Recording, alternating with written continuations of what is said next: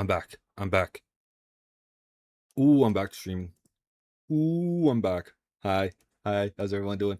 I don't know why I looked there first. Hi. Let me just open stream here. Let me just open Twitch. I want to see if I'm actually streaming, if everything's doing good. Yeah, stream elements. Yep, I'm back. Holy fuck, I'm back. Yeah. How's everyone doing? I don't even know what to talk about. Dude, I spent like this entire week trying to think about what I was going to say on stream. I've just pressed start streaming and I completely forgot what I wanted to talk about. Like it completely went out of my mind.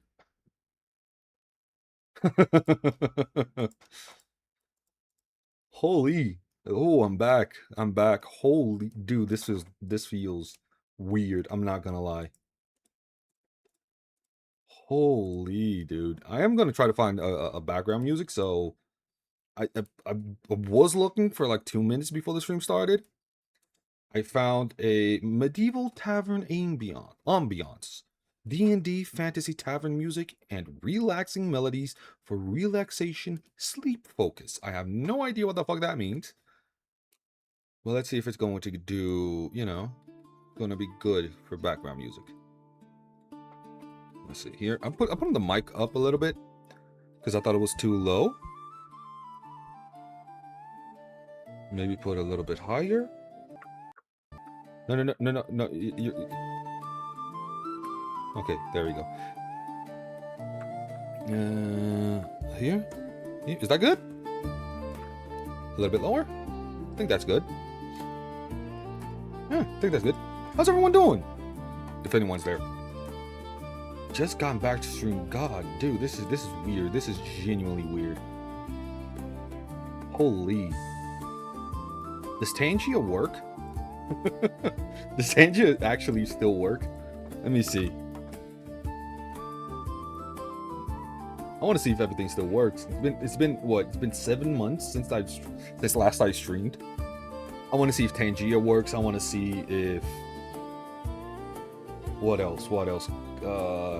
Sound alerts? Hello there. Oh, but I can't hear anything. Oh no. Why can't I hear anything? Hello there. Again? Oh my god. Oh, dude, it works since... What the actual cuckoo? Why can't I hear it? Do I have to change anything here? On sound alerts? Oh my god, that's a lot of authorization. Okay. Okay, I accept. Okay, cool. You use cookies. I understand. Oh, cool. Why can't I hear anything though?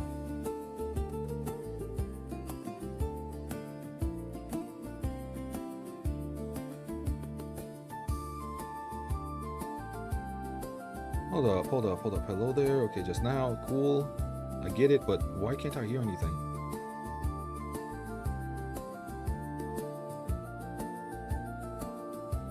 Hello there. Okay, I heard it here.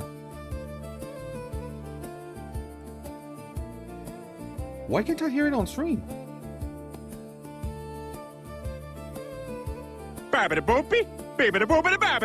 Peter, you can't speak Italian just because you have a mustache. Hold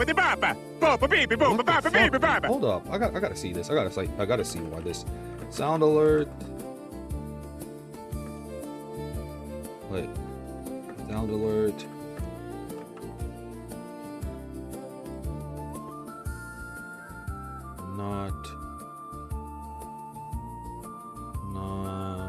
Can't hear anything.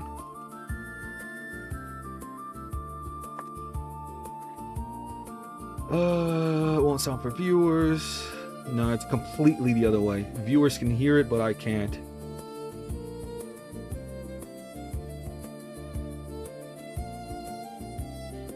So you need, okay, if you can't hear sound alerts in OBS, it's usually a monitoring or device settings, so you need to enable monitoring for your browser source. It's not browser source, dude. Okay, let's see here. Let's see here. Maybe it's somewhere over here that I have to change. I don't know.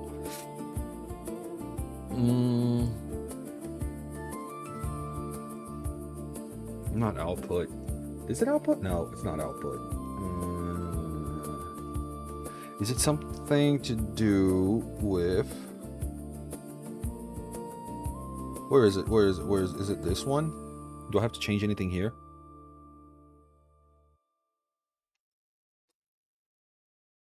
No, I don't see anything that needs to change here.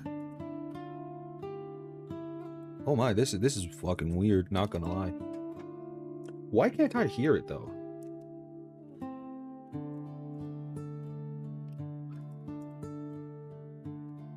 Do I have to change anything? Epic coffin song then. Like, it doesn't make any sense. I should be able to hear it, but I'm not hearing anything.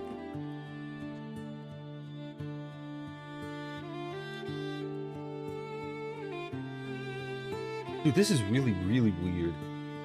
Why can't I hear anything? Output, audio, no.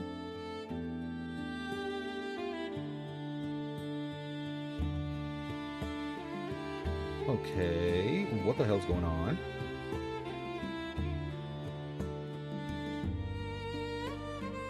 I don't understand. I don't get why it's not working.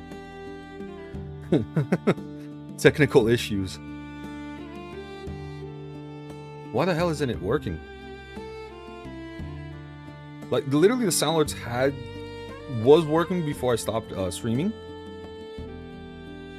But now it's genuinely not wanting to work. I'm trying to look at OBS, trying to see if it's a problem with OBS, but apparently not. I don't see anything here removing it.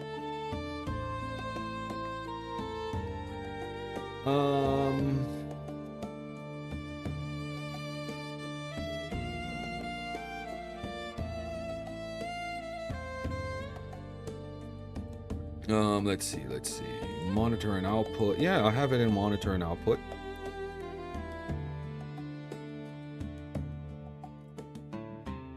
Three dots, okay.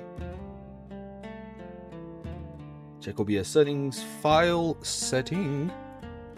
Why did my voice crack right there? And audio. We're good. It's there. It's good. Or is it this one? Oh no, this is the microphone. This is the microphone. This is the microphone. Yeah, the microphone is okay. Yeah. Yeah. Is it this? Nah, it can't be that. Can it? Nah. I remove that. It still plays on the desktop audio. Okay, dude, that's okay. Have no problem with that whatsoever. The thing, though, is that I really want to see if I can hear.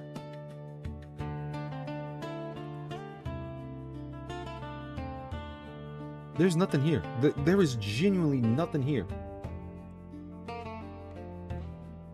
Under monitoring devices. Where the hell? Okay, here it is.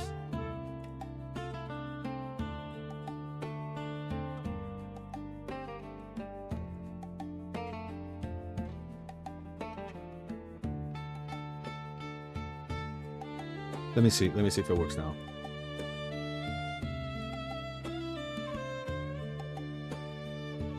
Nope, nothing. Why the fuck doesn't it work?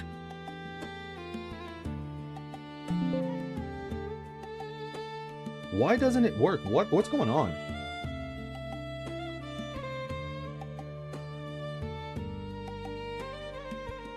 Oh, restart OBS. Hell no, I'm not restarting OBS.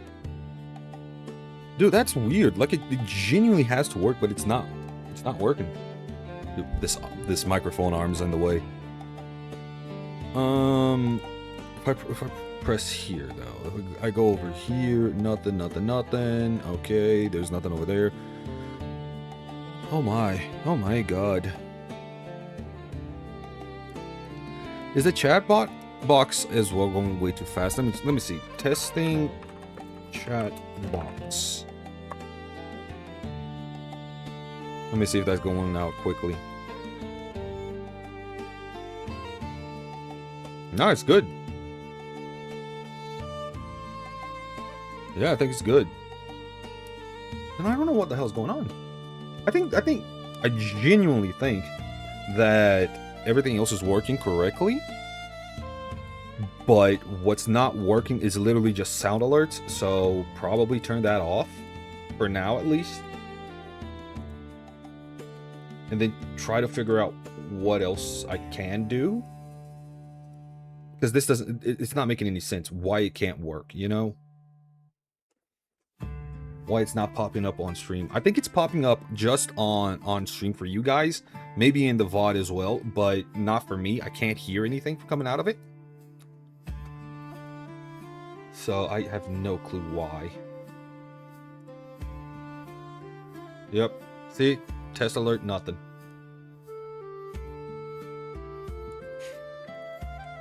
Oh wait. Okay. Wait a sec. Okay. Sure, whatever.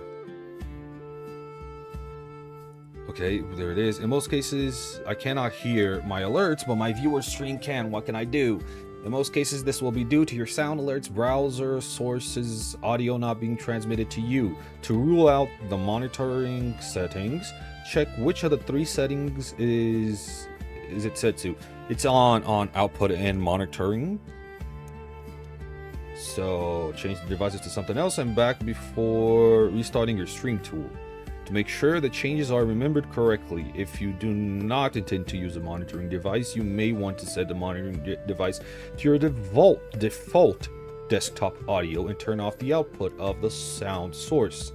In that case, you need to make sure you have that desktop audio as being output to your stream, though otherwise, okay, it's already like that.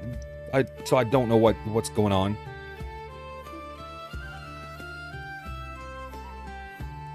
Like, it genuinely is already that. Yeah, mic, it's already my microphone, so that's working okay. I have no problem with that. Yeah, the monitoring device is default. It's not any of these two, maybe here. Let me see. Yep, it won't work. Well, that sucks. I'm gonna have to test this out on off stream. I'm gonna have to see if I can make that work off stream. Is the background music good?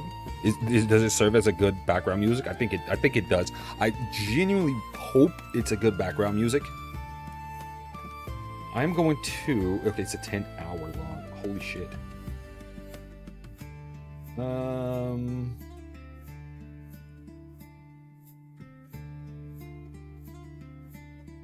Yeah, I think this is good enough. I think this is good enough. Okay, so what else are we going to talk about? Should we talk about video games? Should we talk about the Game Awards? Should we, chat? I think we should. I honestly think we should. It's been such a long time since I've actually... Okay, no, hold up. There's a lot of things we need to talk about instead of just the games and everything. I think we need to talk about more of the stream, the ideas going forwards, how I want the stream to become, why am I doing this just chatting section instead of just jumping into a video game. The main reason is, since I took this long hiatus from streaming because of college, because I needed to do my, what's it called again? I think it's called the capstone project in English. I had to focus a lot more on it, and streaming was literally just getting in the way. I had to focus all my energy into finishing that project and handing it into the college just so I can finish it. And so that's exactly what I did. And I took a long hiatus from streaming because of it. This long hiatus from streaming has taught me a lot of things. You know, I started watching not other streamers. I started watching a few streams. Jacksepticeye started uploading videos again. I started seeing a lot more of his videos and what he does, and why I wanted it to get into content creation. these other streamers as well. I started to see how they do their streams, and what I've learned is that a lot of good streamers do this just chatting section in front of every single one of their streams. They don't just, start stream, 15 minutes into the stream, they're already playing a video game, and that's it. They spend like an hour to an hour and a half literally just chatting with chat. And I found out that that's actually one of the, the most fun. You can, how can I say it better? You can end up having way more fun when people, when you have this just chatting sections, so people can actually learn who you are. You can learn who your chat is, and you can have this conversation. I like that. I think that's something that needs to be put into this stream as well. So one of the biggest reasons why I'm doing this just chatting section, and I think today's stream is literally just going to be just chatting. I don't think I'm going to be playing any video games today. I want to, get back to streaming, get back to the grind, get back to that mindset, learning more from it, and having it better in English, getting better at speaking English. It's been a long time since I've, spoken to anyone in English. Excuse me. And so this just chatting sections, I think, is going to be really, really, really important.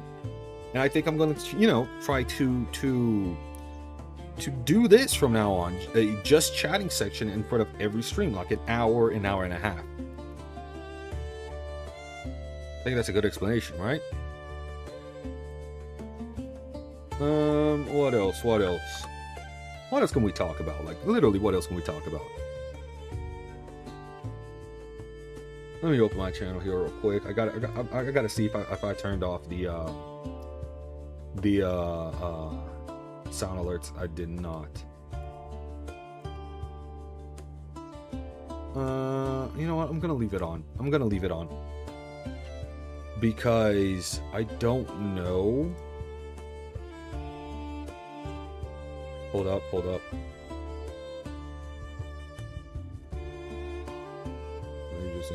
Okay, no. I'm gonna leave it instead of just turning it off. I think it's gonna be a way bigger headache if I just turned it off. But yeah, let me get over here to the stream manager. Okay, yeah, I think that's a good explanation of why I took that huge hiatus. Now I don't know what to talk about. I genuinely don't know what to talk about. And I don't want to do like a 50-minute long stream. I think I want this to be a little bit longer. I want to have, I want to talk to you guys a lot more. I'm not gonna be playing any games today. I don't think I've downloaded any games for us to play today. I simply press start stream and that's it. I just want to do this just chatting segment, get back to the grind like I said before. But I feel if I just, cut it out for like 17 minutes and that's the stream, I think that's just terrible. Even if no one's here watching, I think that's just terrible.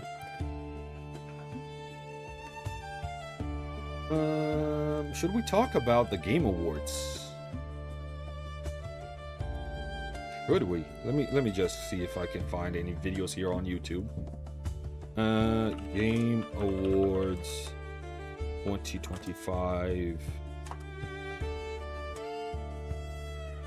Yeah, I'm not spending 3 hours watching that. No, could we just go all game trailers?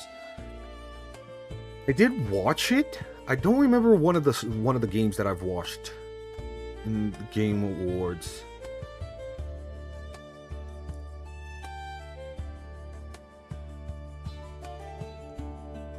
Hold up, let me see if I can get this up for you guys to see as well. Hold up.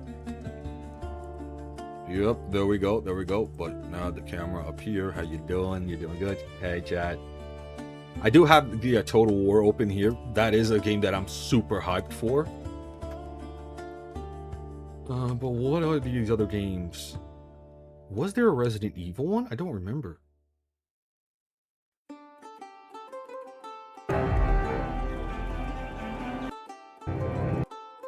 Hold up. What's this one?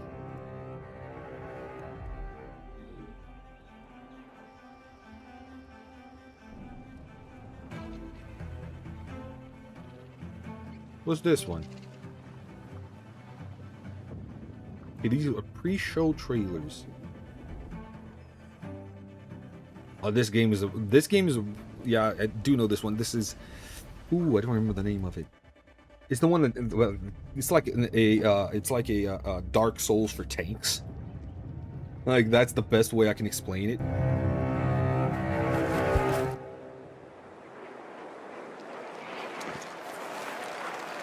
What are the other games too? There's Divinity. Yeah, dude, I hated this one. Like, I am a huge fan of Star Wars. I'm hyped for this one.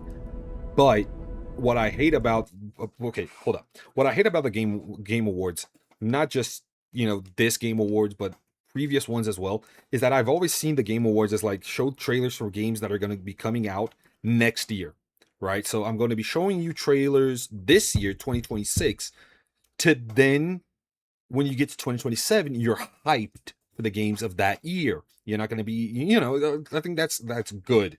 I think that's a good way of looking at it. What Game Awards is doing nowadays is like, I'm showing you this one game, you get hyped for it, but it's going to be coming out in, like, I don't know, 2030. Like Star Wars, the Knights of the Old Republic is going to be coming out in 2030. Why are you showing it in 2025 then? If it hasn't even started development, why the fuck are you showing it? You know, why? Show it after. Show it when you're already you already created it and you're gonna release it at the end of next year. Like, you already have everything done to it, and now you just need to test bugs out and everything like that. Because the moment that you show it like Knights of the Old Republic did, and it's gonna come out in 5 years, the hype is going to die down. You know, people are gonna be hyped now, but then it's just gonna take this long time for that game to come out that they're just gonna be sitting there going like, I don't want it anymore. And you're also giving, you know, handout to competitors as well, because they can be looking at it and be like, oh, people are super hyped about the Star Wars games. Maybe we should release a Star Wars game as well. Maybe there was one in the works. You know, EA has 2 in the works. I mean, I think they still have 2 in the works.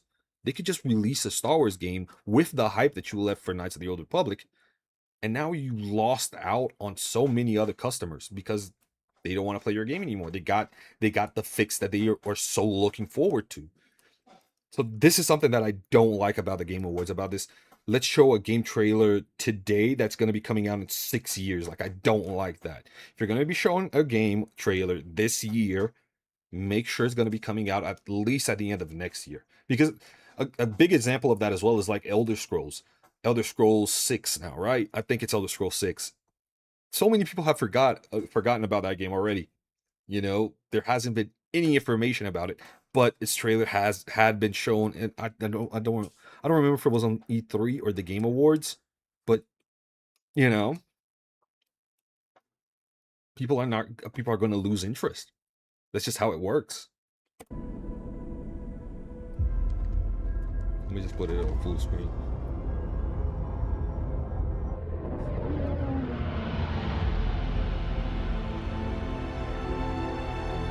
Wait, hold up. I just noticed that's not the Ebon Hawk.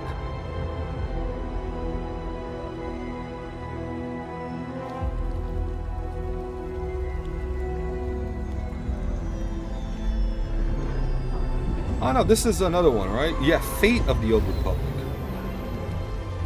Yeah, Fate of the Old Republic is also going to be coming out like in 2031.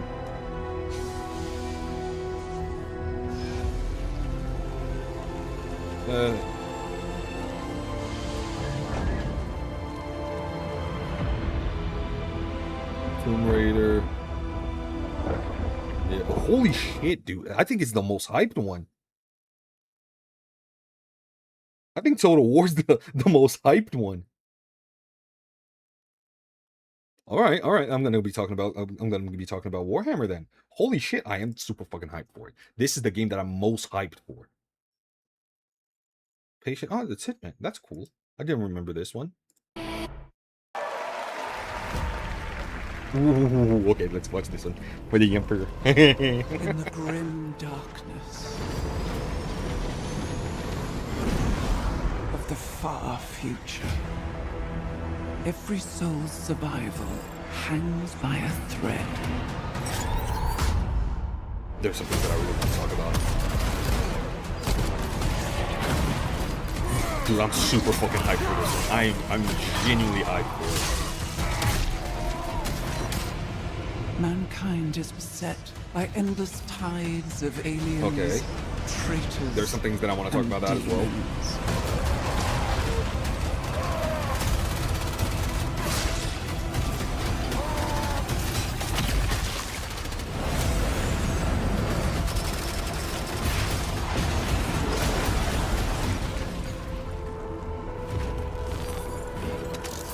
Across countless worlds, battles rage.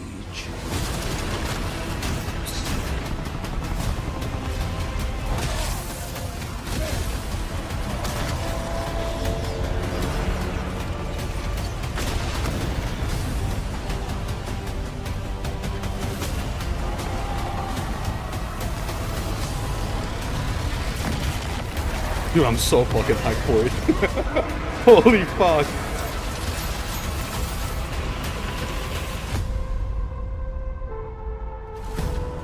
Lead your armies.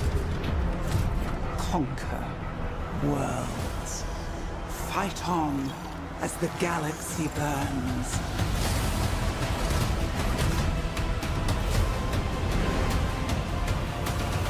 For there is no peace amongst the stars. There is only war. Dude, I'm fucking hyped for it. Oh my god, I'm so hyped.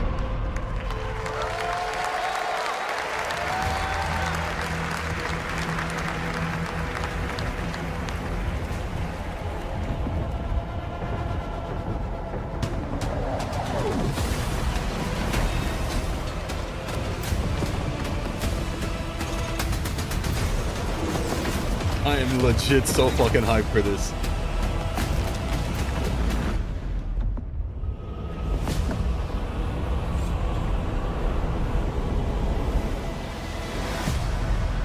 There are a few things that I want to talk about.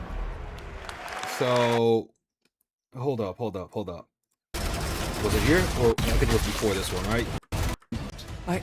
Yeah.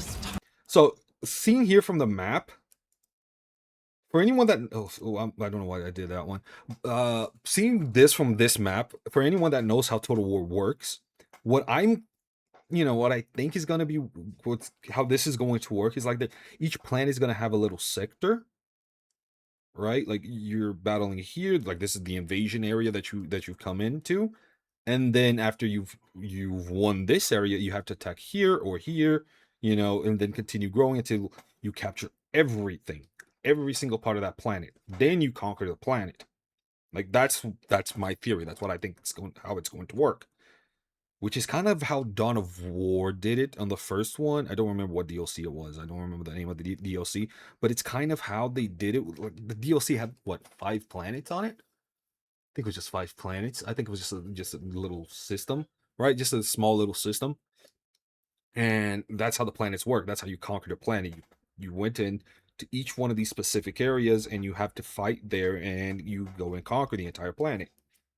I think that's how it's going to work on Total War. I'm okay with that. Like, I am genuinely okay with that. Instead of just having one planet that's just one battle, a siege battle, the moment that you capture that city, you capture the entire planet. Like, I'm okay with this. I'm genuinely okay with this. The other thing that I want to know is, are they going to add space battles? Like, that is something that I want to know. Or is it just going to be, auto-resolved? If it's just auto-resolved, I'm not going to be too happy with it. But if you can't have space battles,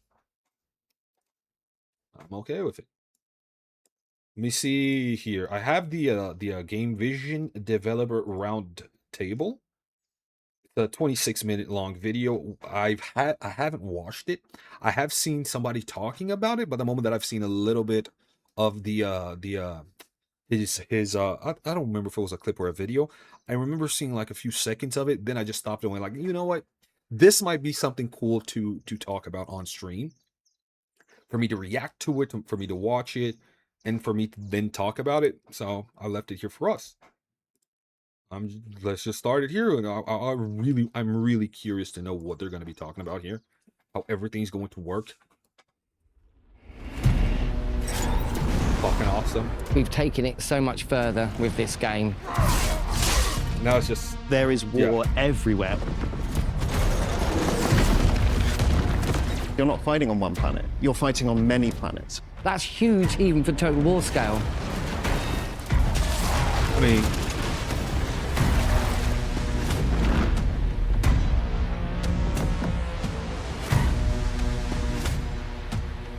yeah, how is it going to work? Like, Total War, 25 years. Welcome to Total War hold on. Warhammer 40,000. Is Total War actually just 25 years? I thought it was older than me. No, come on, dude. Nah. Is Shogun Total War really that? Nah, I don't believe this. I don't believe this. I gotta look at this. I gotta look at this up. Shogun Total War. When did this come out? You're fucking kidding me. Shogun Total War is the debut title in the Total War series, released in 2000.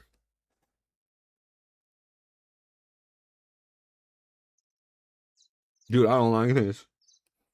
I thought Shogun came out at like 95, 94. Oh my god.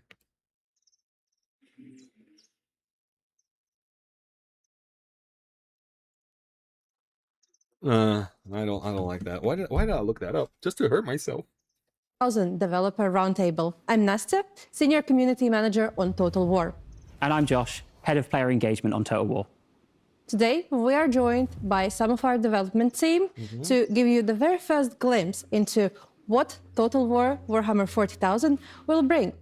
Exactly. You've seen the trailer by now, and today we're going to be here giving you the broad strokes of what you can expect from our next title. So before we begin, let's get some introductions out the way.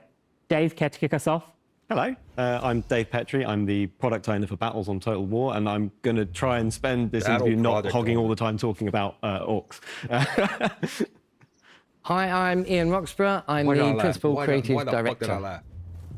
Hi, I'm Simon Mann. I'm a lead designer, primarily focused on the campaign gameplay. So this game has been something our fans have been waiting for a long time. So how does it feel to finally reveal it? I haven't been waiting for it for a very long time. I didn't think it would ever happen. That's the thing. I never thought it was actually going to happen, because Creative Assembly, is it Creative Assembly that has Dawn of War with them? I think it's Creative Assembly, right? They already have Dawn of War. So I never thought Total War was just going to step in and be like, no, we're going to create our own. Like, I genuinely did not know they were going to. It's been brilliant. We've been working on the game for such a while. To finally be able to come out and talk about it with our fans is really great. There's so much enthusiasm for this setting within the team. You just walk around the office and everyone's painting minis and creating armies and playing the game, and it's such a great atmosphere and so much excitement and passion for this setting. It's really nice to be able to actually talk about it openly for the first time. So when you sat down with that massive list of every possible future Total War title, what was it that encouraged you to settle on Total War Warhammer 40,000 as our next adventure? Well, a number of things, really. I mean, first of all, this setting is just made for a Total War game. And having done the fantasy trilogy... Long story short, they've created Total War Warhammer 1, 2, and 3, saw how much money they got from the DLCs, from every single thing that they released. They thought to themselves, oh, shit, we just made a trilogy. We need more money. What can get more money? Oh, look, Warhammer 40K. Because Warhammer fantasy fans like Warhammer 40K. And there's a lot more 40K fans out there. At least this is my opinion. I don't know for a fact. I do think there's a lot more 40K fans than just Warhammer Fantasy. How can we make money out of this? Oh, I know. Let's just go to Warhammer 40K, something that a lot of fans have been asking for. They are starting out with 4 factions: Adeptus Militaris, Adeptus Astartes, Aldari, and the Orcs. So that's 4. So the Imperial Military, the Space Marines, the Orcs, and the Elves. 4. There are the Dark Elves.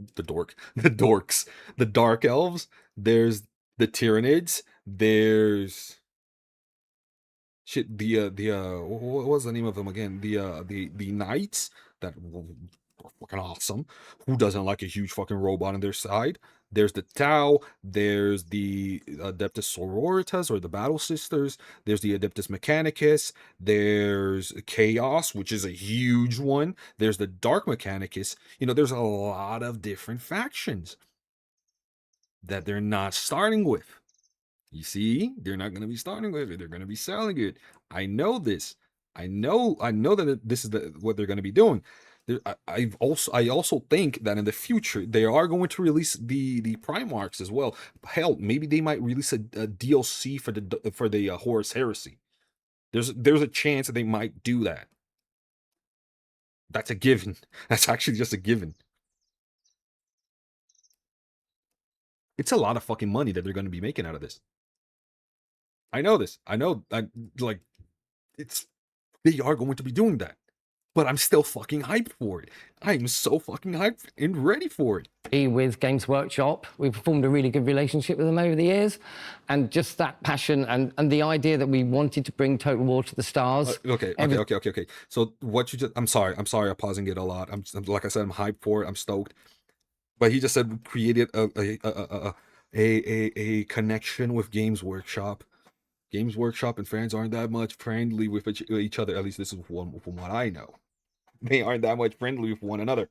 Everything just aligned, and it's pretty much a no-brainer. This is just the perfect project to do next. So, yeah, and we're really excited about it. The setting is unlike anything we did before and explored before. So what was the vision that was guiding your design approach? Right at the very top level, there is no peace amongst the stars, and that's the guiding principle for everything we do. There's only war in this game. It's like there's the scars of previous wars for thousands of years. There's ongoing war wherever you go. It's all around you, and you'll leave scars of the wars you're engaged in for future generations. So it's all about that. But it's also about how you engage with the game and how your faction, the choices you make, the decisions you make, even the kind of units you fight and how they fight.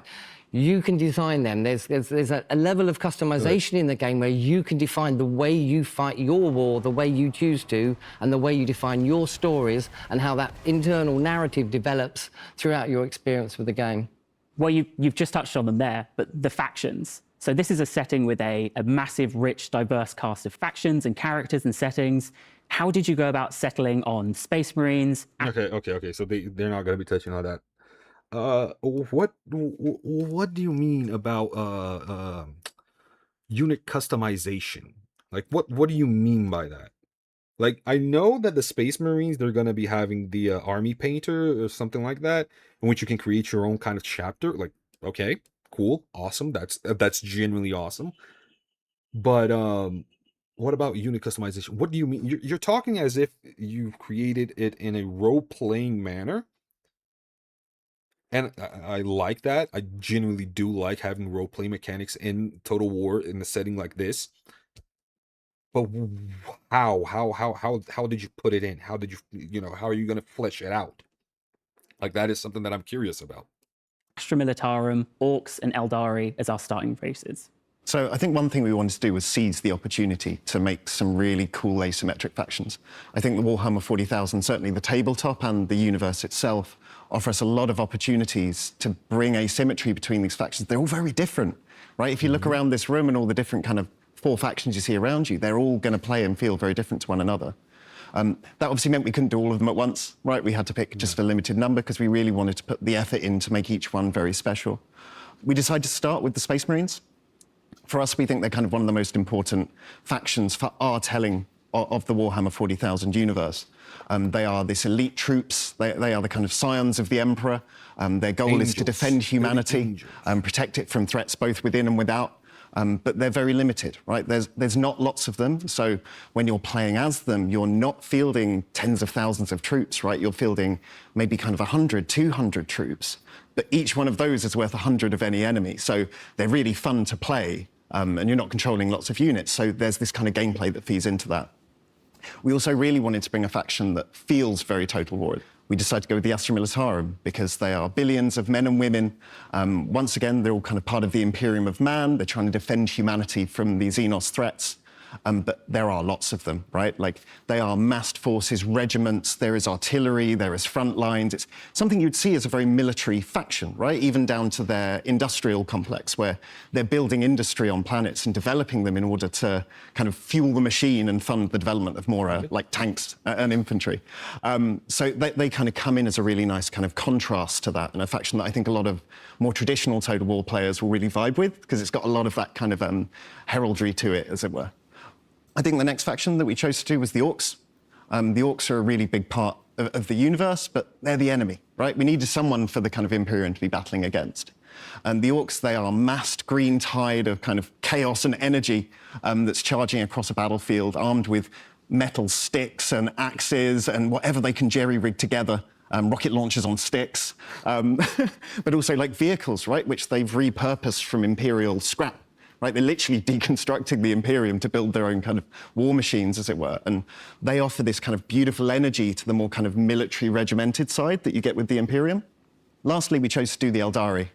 We really wanted to kind of push the boat out a little bit and sort of really push what it means to be a faction within a Total War game, right? Like, they play totally differently to anything I think we've ever done in the past, right? I don't think we've done anything quite like this. They aren't a faction which is built done in the past, right? I don't think we've done. He's seen some shit. He's seen some shit. Like, something about the Eldari has pissed this man off so much that he now has PTSD from it. On anything quite like this.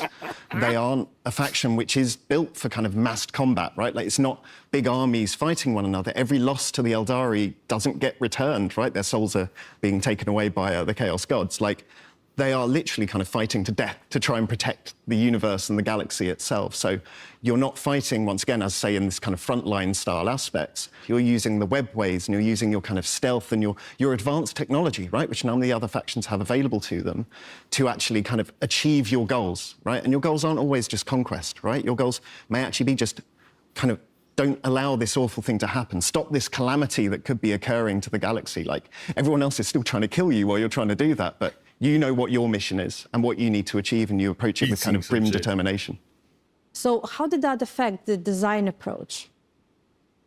So I think the main thing is when we took the kind of Space Marines, right? As I say, I think for us they're a really important faction for what kind of we want to tell in our story of this universe. They're not like a traditional Total War faction in a lot of ways. They are a very limited force. So it's going to be a really fun gameplay style. If you are these kind of superhuman troops, but I guess your kind of weakness is you're limited in number, right? Okay, so before he continues, what I ended up understanding what he was talking about, the Adeptus Astartes are the Space Marines. They're going to be limited in the number of soldiers that you can have, which is kind of realistic to it. But they're going to be like super strong. Like, they're going to be really strong. Probably what I'm thinking is going to happen with it's going to be soldiers who are really good at missile, who are really, really fucking good at melee and everything like that, but they can get swarmed easily. If you've ever played Total War Warhammer, the fantasy parts of it, I've been playing a shit ton of Warhammer 3. You have these Daemon Priests, right? The Demon Princes. They are fucking huge. They're massive, and every single time that they're going to be hitting with a sword or an axe or anything like that, they have a huge AOE sweep. But they can get stun locked, right? Like, smaller enemies can go and start, continue hitting them, missile and everything like that. And they kind of get stun locked. You won't see their numbers of kills going up dramatically. So I think the Space Marines are going to function kind of like that. Like, they're going to be super tough. And if you min-max them, you could probably create one that's just a one-man army. But they can be swarmed, and I think that's going to be one of their weaknesses. The other thing that I saw was the Adeptus Militarum that he was talking about, or the Imperial Army.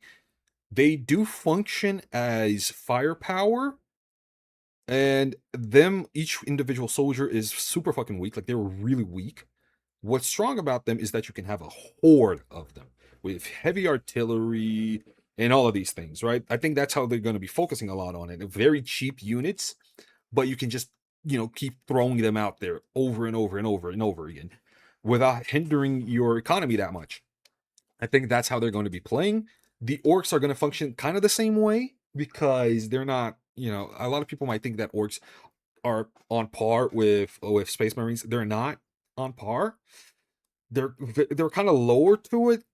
So I think they're going to be functioning as a mix between the Militarum and the Astartes. I think that's kind of how they're going to be doing it. We'll see. And the Eldari, what I think they're going to be functioning as a example, I think it might be something towards, again, Total War Warhammer 3, the, what was the name of the Changeling? I think that was the name of it. You could create like these specific areas on each one of these cities, like small cults and stuff, and you could use that to change what's happening in the map. Like, this faction hands out a planet to this other faction, or you completely annihilate this other faction, but other people, other players don't see you that much. You can get revealed, your armor can get revealed and all of that, but you're not exactly seeing them, throughout the campaign. I think that's how the Eldari are going to function a lot more. What I do get the feeling of what he was talking about is that it's going to be more story focused. They're going to be a lot more story focusing on this game. I'm 100% okay with. Like I said, if they're going to add more RPG elements to the Total War series, I'm okay with it. Like, for these kinds of games, like historical games, I don't think RPG is that much needed, but for fantasy stuff like this, like sci-fi and fantasy, I think it might be cool for us to be able to create our own character like that. That's something that I really want, like a character creator. Probably, I don't know. If it doesn't have that, there'll probably be a mod about it.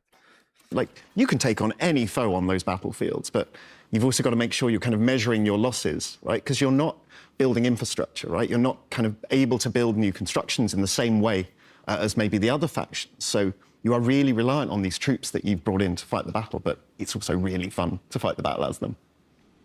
And what about Astra Militarum? They are quite different. They are. They're a lot more of a traditional, I like to call it a Total War faction, massed ranks of infantry lines and artillery. If you want that more Total War experience when you play this game, I'd pick up the Astra Militarum. They're definitely hitting that right on their head. How is it that they're emulating that traditional Total War experience? Well, as I said, it's more about building up resources, supply, building infrastructure to recruit an army in what you would expect most Total War games to have as a core. With some of the other factions, we're moving away from that and trying very asymmetrical ideas that you progress through the game in slightly different ways. Whereas with the Astra Militarum, they are the humans throughout the galaxy. So, it's more grounded in what we would say Total War has been as a staple for so many years. So, to me, that's my meat and drink. And what about Eldari and orcs? The Eldari have been really interesting for us, right? Like, as I said, I think sometimes a faction comes along and they're so unique that you kind of have to do them justice, right? Like, they are a dying race due to a kind of major cataclysm that has occurred to them many, many kind of eons ago.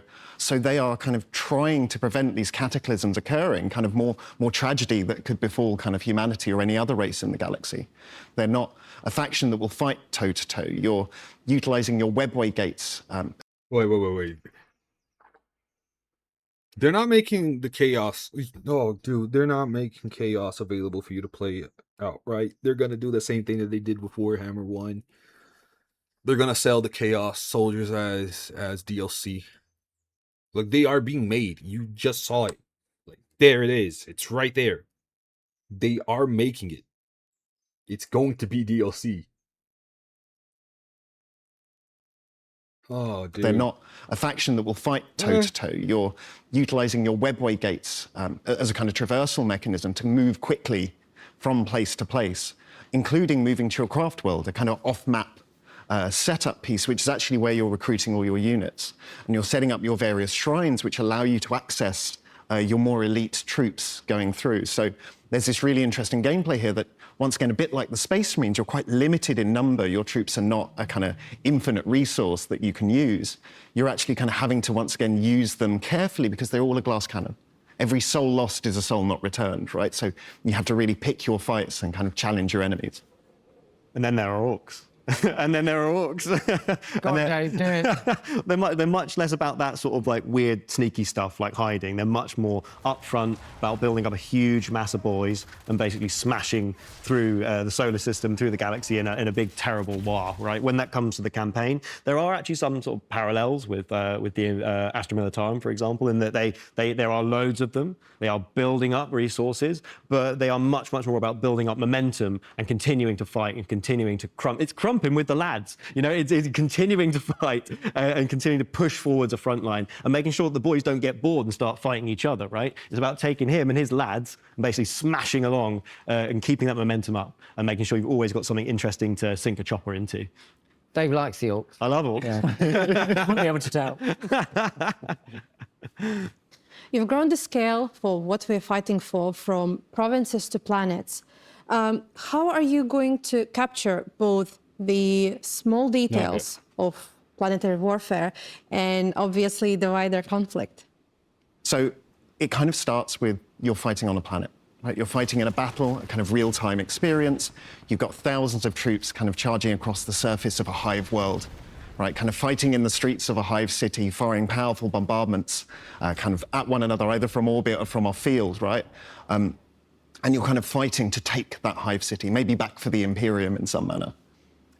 Zooming out a bit further than that, that was a battle on a planet, right? So once you complete that battle, you're now on the planet. You captured the region. Well done. The hive city, it's now yours. Wait. Hold up. I zoned out. What?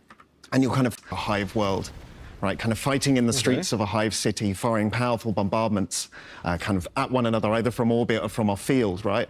And you're kind of fighting to take that hive city, maybe back for the Imperium in some manner. Zooming out a bit further than that, that was a battle on a planet, right? So once you complete that battle, you're now on the planet. You captured the region. Well done. The hive city, it's now yours. Because you've taken that hive city, you now have access to further resources and large populations of it, like billions of people are living in these hive cities. That affects your kind of campaign across that planet, right? Because you've captured that hive city, you've now got a staging point to advance across the other regions of the planet, each of which themselves would be a different kind of battle type. Kind of zooming up further to that, you then have your kind of fleets around the planet, right? Like your fleets are able to drop forces to where they need to be into kind of certain key regions. They're able to support with, as say, off-map bombardments, both in campaign and in battle. But then they're also able to kind of just ferry your troops. They are transport as well as that. And obviously, that's because you're not fighting on one planet. You're fighting on many planets as you go. You're traveling your forces kind of to many different front lines, many different battlefields, trying to take control of this overall planetary system. So your fleets are kind of your key motivator for that. And obviously, it's not just traveling planet to planet, right? Like there are anomalies, there are things to do in the space between as well. So there's a strategy layer that you're kind of having to interact with. We didn't stop there. Like, even better than that, like we are now offering you kind of a further context, right? Like, much like campaigns give a context to your battle, right? Capturing that hive city changed the way that you play. We are now saying that actually your campaign matters. The result of this campaign will change the kind of future of the galaxy itself, because we've moved up to this other layer where you're fighting in what we call a crusade theatre, which is a kind of area of the galaxy which is seen as a kind of hot point for conflict, with factions fighting one another. And in these key areas, you are fighting in systems. You're also sometimes just fighting pivotal battles as well. And that's the idea behind it, is you now have a context for it. It's not just a campaign and it's a one and done thing and you had great fun and it's over. It's a campaign, you had great fun, look what it's done to your next steps. What campaigns trigger from that? What battles come from it? How do you advance your faction after that, so when you go into the next campaign, maybe you are more prepared or even more powerful than you were previously? So the scars of your... Wait. I'm having a hard time understanding what the fuck that he's talking about. Is he going on with, like, what's the name of the type of game in which if you lose you can go back and you're back stronger? And I don't know if they're doing that. Me no like. But if he's talking about a campaign being just one planet, and then you finish that, and then you go to another planet and stuff like that, then I'm okay with it. But if it's a roguelike, it's a roguelike. If it's like a roguelike, feel like that's going to be terrible.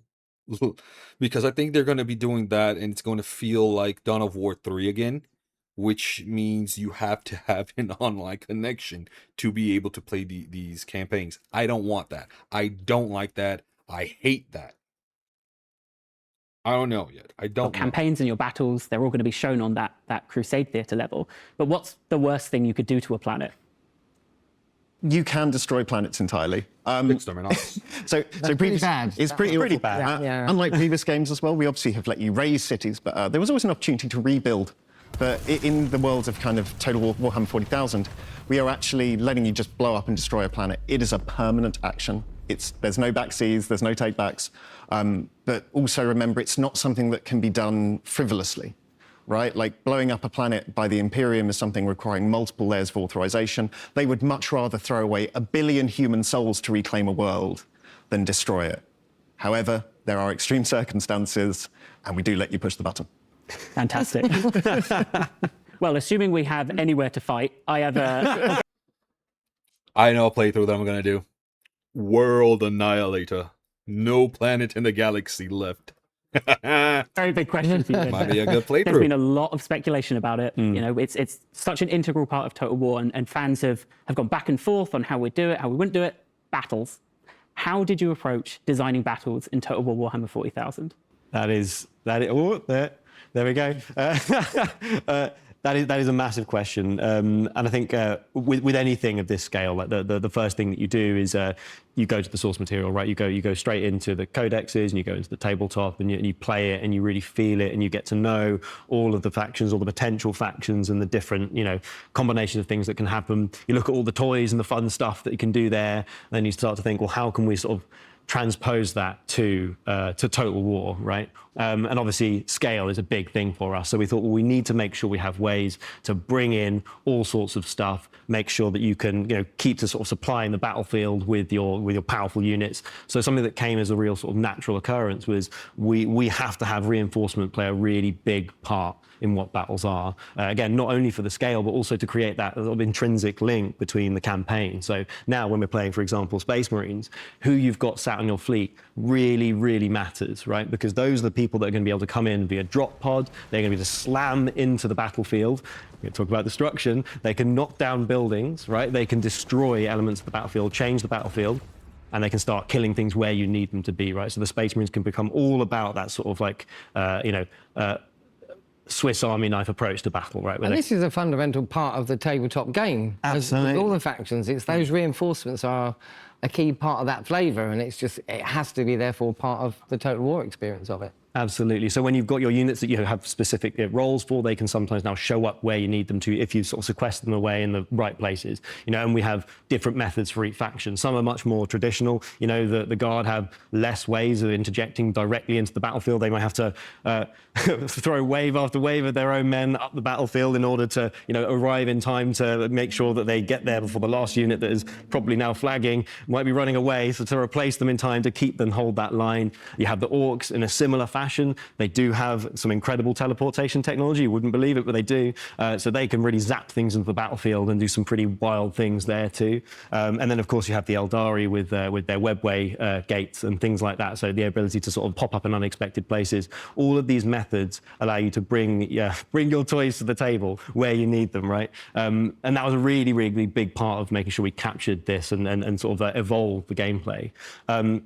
I think a lot of people look at this setting and they kind of go, wow, that's really futuristic. And they're right, it feels very futuristic. But a core realization that we had was that it's not a realization we only had, this is it. It is science fantasy, right? So there is so much fantasy wrapped into it. And when you think about the conflicts that go on, yes, there is cover. Yes, there's a lot of ranged combat going on, but there's also like loads of punching, like so much punching, like loads and loads of crumping that goes on. Like you really have a lot of melee going on in these battles. There are lots of forces will sort of mass up and crash into one another. Practically every unit has some sort of combination of a thing that they can shoot you with and a thing that they can punch you with, right? Like in some cases, literally power fists, right? So there are like so many sort of very sort of familiar elements actually to it when you start to see and realize that there's a lot of sort of like fantasy drives in there, and so those massed armies still happen. There will be massive front lines crashing against one another. So yeah, there's Loads of gutsy it's really stuff. like the reinforcement mechanics, the way you fight, even within a faction. It's so much more connected to that campaign experience and how you've teed up that particular setup for the battle, and that's key. It's fundamental to the core design as well. But also going back to, understanding that setting and the Warhammer 40,000 universe to that degree, it really brings out that in the game itself as well. So having a team that's just so ingrained in this for so many years, like Dave, and it really helps bring out those details. That it makes it authentic, and that's just such a fundamental. Hold up, helps bring out those details. Look at this. Look at this. So what it looks like is that you're able to kind of create your own dreadnought. Look at this. I'm looking at what he's using. He's using Microsoft Visual Studio. My man. Oh, back here as well. All right, so there's going to be one for ships as well. Apparently, that's what it looks like. There's going to be one for dreadnoughts, one for ships, probably one for squads as well. Probably one for the commander or general or whatever you want to call them. Yeah. Now I'm looking at the webcams. I don't know why. Oh, look at the poster. This is one of my favorite games from Total War, by the way. What's this? This looks like a 4X. Like, you can see some lines here. It feels kind of like a 4X. Oh, no. But this one's kind of interesting. Like, you can change... This apparently is changing the weapons. Okay, yeah, it kind of looks like that. This looks like copied. This looks like a copy of this, and this looks like a copy of that. Huh. Yeah, this is pretty cool. Like, genuinely, this is pretty cool. Then this does look like the front of the Space Marine ships. It probably is the same thing as this. Like, you can kind of change it as well. Ooh, that's making me more hype.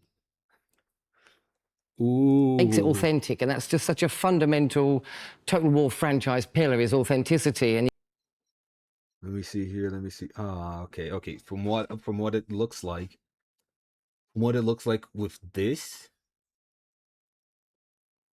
Okay, so this is from what I think. This is the main menu. This is campaign picker. This is the faction picker.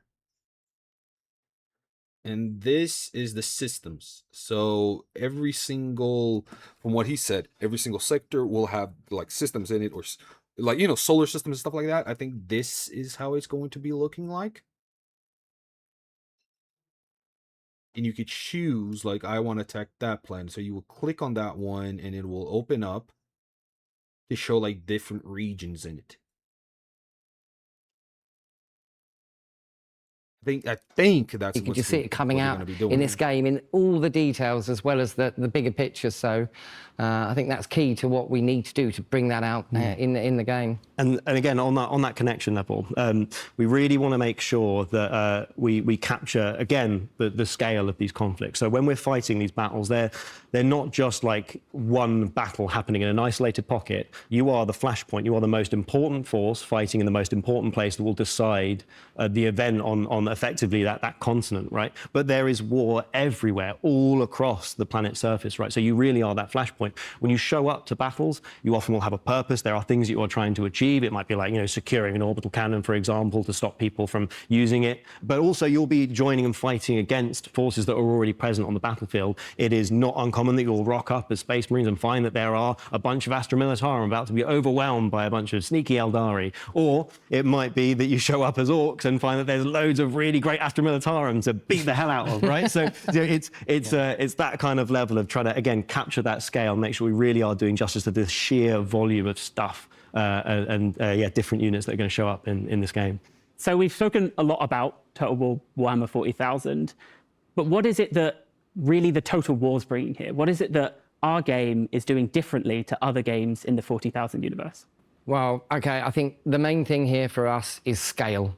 It's a fundamental Total War franchise pillar for starters, but we've taken it so much further with this game. I mean, you literally hear the stuff Dave's talking about. You've got units and single entities on a battlefield down there on the ground, and right from there, and the scale of the battles up to the scale of a region of a planet, to multiple planets in a system, to multiple systems across an entire galaxy. And that's huge even for Total War scale. And it's like we are over the next years going to develop this out, and all the content and everything that fills up that galaxy. But the gameplay and the decisions you make and the way you interact with the game is literally right from down there all the way across the galaxy. Fantastic. Yeah, and I think the kind of personalization of your kind of faction, its units, its style, it's even down to its mechanics, right? You're creating your faction, right? You're making something unique and personal to you, obviously attached to, hopefully, but I think that adds so much to us. Like I haven't seen anyone else really kind of going to quite the depths that we do. Like you can have different pattern types, you can have kind of different left and right color, you can set your pauldron, or like kind of your knee. Sorry, pauldron's up there. You can set your kneecap to a different color. You can have different decals around your faction. If you want to be a kind of like a, kind of an Ultramarines fanboy and have kind of like the sigil of Ultramar everywhere, you can do that. It's really fun, and we've generally found anyone who's playing it spends a lot of time on that bit, right? Because you really want to make your own faction and feel that, and it honestly is great. It really, really takes me back a long way. Finally, of everything we spoke about today, what are you the most excited about for our players to experience?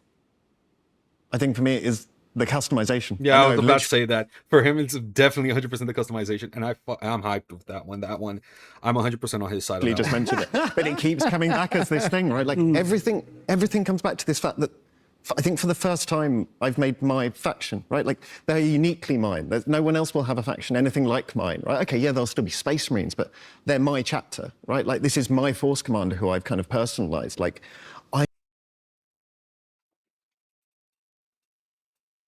Hold up.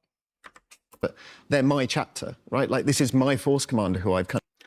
My Force Commander, like I said, I think you are going to be able to create a commander, a chapter master, in which you're going to create him the way that you want him to be. Fucking hyped. I'm hyped, dude. Personalized. I'm hyped. Like I'm controlling all that. If I want to have a Space Marine faction that's more about kind of fire mechanics, like I want flamethrowers and melters everywhere, I can make that. I can make a faction that's leaning into that. And that is my kind of way of playing, right? Because I love fire. Fire is great. Normally. But that's the thing, is we're kind of letting you make your own kind of gameplay, essentially, right? Like, here are the problems, here are the challenges that the universe is throwing at you by battles and campaigns and flashpoints, but how do you solve that? How do you build the kind of ultimate faction to kind of deal with any problem that could be thrown at you? I think it's going to give so many kind of hours, maybe even years, hopefully, of like entertainment, of just making cool factions, hopefully sharing it with your friends and stuff like that as well, right? Like, and always comparing your kind of faction designs with one another. Dude, I'm 100% on this guy's side. Like, I don't know him. I don't know what he does, but I'm 100. Like, yeah, it said on the beginning of the video, but I wasn't paying that much attention, obviously. But I'm on this guy's side. If the creator that you're going to be implementing in this game, it makes me be able to create the faction commander, the force commander, or the ships, like I said on the previous part. If you're gonna have that customization, that's just the visual, but he's talking about more than just that. He's talking about how the play style is going to be. How he's talking about flamethrowers and meltas. Flamethrowers are more of a salamander thing, but if you're going to create, what I'm talking about, like, it's dude. If what he's talking about is what I think he's talking about, with the more RPG elements to it as well. Like, you're creating your own faction, and they kind of, you're role-playing as the commander of that faction, of that Space Marine chapter, and you're going throughout the galaxy, and you're doing all of these different things, and it actually fits into the lore of your character. Dude, I'm all set for it. I'll probably stay playing this game for years on end. It's fucking hype for me. Like, that is genuine hype. And from what he said as well, I hope it brings joy and it makes people want to play for years on end. Like, that for me is better than what, I get the feeling that Total War is going to be trying to do, which is, here's the game. You're going to play it for like a month. You're going to get bored from playing it for a month, but then we're going to release a DLC, and you're going to buy that DLC, and then you're going to have fun. What this guy what it feels like he's saying is, I want you to play this one game and have so much fun with it that you're going to spend years playing it. Like, that's what I get the feeling from it. And so I'm kind of leaning towards this guy. I'm kind of enjoying, I'm kind of enjoying what he's talking about. I am genuinely enjoying it. I'm really excited by that. Well, all of that as well. But for me as well, it's something that's very different now with Total War, the Crusade Theatre concept, where, we know how long a campaign can go on, how engaged you can be for hundreds of hours. I've done it myself for years, right? And then you go, great, that was a campaign. I invested so much time and effort. Now I'll start. It's very replayable. I'll start another one as a different faction. Great. But now you play that campaign, and that's another part of that jigsaw of your own internal narrative feeding onto a higher layer that moves gradually across the whole sector and then the whole galaxy. To me, it's that whole campaign experience just being a part of your journey, not the whole journey. And to me, that's so fundamentally new, and it just means it's just such a long-term experience beyond even our massive long campaigns for previous years. So okay, I can kind of understand what he's talking about. Hold up, sorry, chat. I can kind of understand what he's talking about. He apparently answered something for me. It was what he was talking. Remember when I talked about like a roguelike? What he said was that you will play this campaign and then you can start it with a new faction, everything like that. It does not feel like it's going to be carried over if you start a new campaign. The campaign that he was talking about apparently is like a sector. I'm 100% okay with that. I'm okay with that, and I'm in favor of that. And apparently the game's going to be way bigger than the other ones. Like, apparently it's going to be bigger. I don't even know how to explain it. That's the bit for me that stands out, I think. Dave? It's kind orcs, of maybe? Probably something to do with the orcs. Maybe something to explain. Probably. I think it's sort of like a litany of firsts, right? It's like, again, talking about the Lance Strike. It's the first time that you drag a Lance Strike across the battlefield, and the second time, and the third time when you use it to obliterate buildings, to drag across units. That sort of satisfaction is so super tangible. It's the first time you shoot a tank, right, and you see it veer off and hit a building, and again cause a bit more destruction, cause a bit more chaos. It's the first time that you use like a psyker's ability, right, and sort of blast apart an opponent, or see orcs teleporting in from somewhere unexpected, a weird boy going pew and jumping a bunch of boys right up in your face, or vice versa, right? And there's all those moments are in there, and I think there's so much love and care for the source material in there, and I think there's a lot of little bits that people find and kind of go, wow, this is there's some good stuff here. And that concludes Total War Warhammer 40,000 Developer Roundtable. Big thank you to our developers, our guests today. And then we're going to be back later in 2026, and we will bring you more content. We're going to bring you battles, we're going to bring you campaign. And that's not all. We're going to go into deep dives, we're going to do blogs, videos, and all sorts of Q&As. So we will see you there. Absolutely. So thank you so much for tuning in, and another massive thank you from everyone here at the Total War Warhammer 40,000 team. We'll see you next time.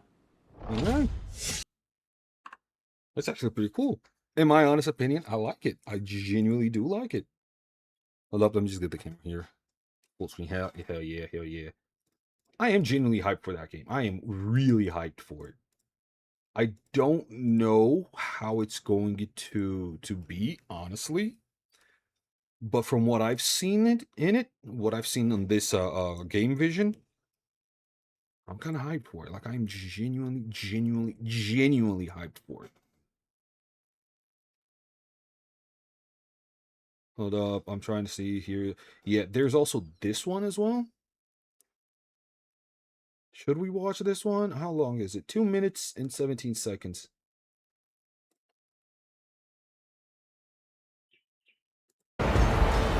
Nah, it's just a trailer. It's nothing else. Huh. Okay, I'm going to pull my camera smaller here. Hi, how's everyone doing?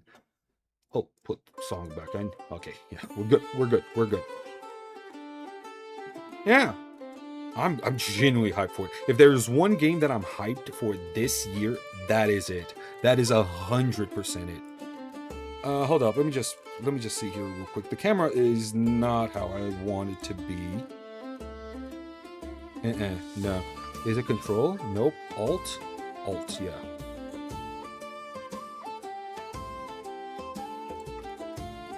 Is this better?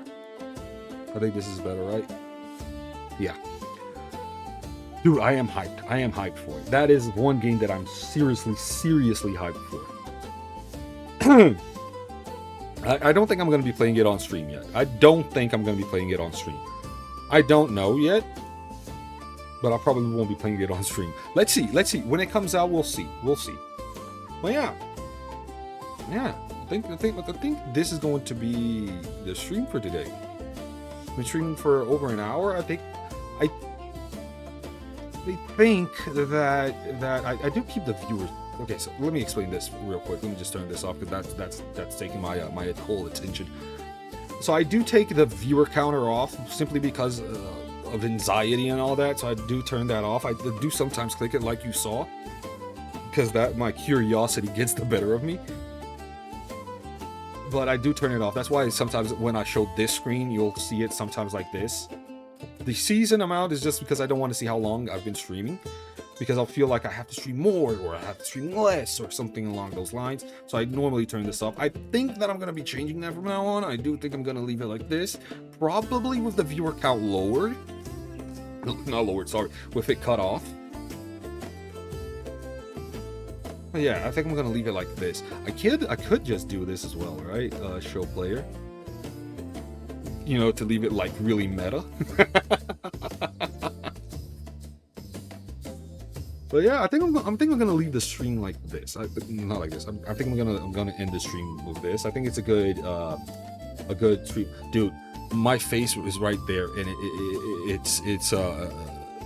it's destroying my concentration. Like I can see myself there, and it's destroying my concentration. Let me put this back up. But yeah, I do think I'm going to end the stream here. I do think it's a good. I do think it was a good stream for coming back too. You know, tomorrow I will be streaming again. I will be doing a just chatting section again. I don't know what I'm going to be talking about, but let's see. You know, let's see. But I think that's it. I'm going to be uploading this VOD up to YouTube. Yeah, that's it. That's genuinely it. So thank you all for watching. I hope to catch you all here next time, tomorrow, or next time, whatever time you want. I'm not that picky. I'm just feeling so lonely. I hope to catch you all next time. I hope you enjoy this stream, or if you're watching this on YouTube, I hope you enjoy this video, and I'll catch you all next time. Oh, hold it. Okay, dude, it's been such a long time since I streamed. I 100% forgot how to end the stream. Like that's how bad the situation has become. I forgot that you just press one button, stop stream, and done. I mean, that's how long I have been without streaming. Holy shit. All right, guys. Bye-bye.